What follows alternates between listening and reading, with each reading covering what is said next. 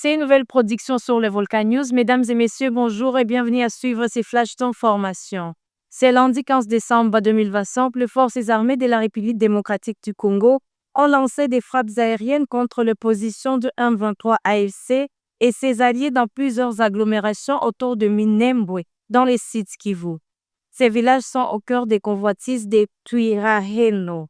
Les frappes des forces armées de la République démocratique du Congo ont visé ce lundi les positions du M23 à Ruissankuku, Mubavusha, Rugezi et Gawera Mikenke, incluant l'utilisation des drones pour frapper avec plus de précision. Détail.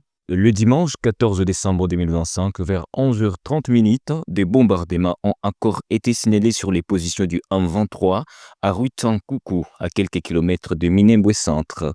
Il s'agit de la 4e frappe en 3 jours consécutifs.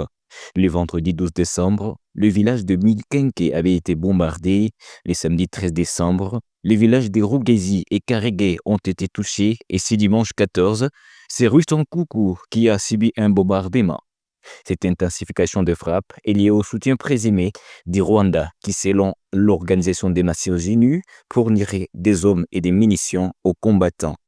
Pendant ces temps, malgré les condamnations de la communauté internationale, y compris des États-Unis et des conseils de sécurité de l'ONU, les éléments du M23 et leurs alliés ont réussi à prendre le contrôle des villages de Makobola et Tasekezi.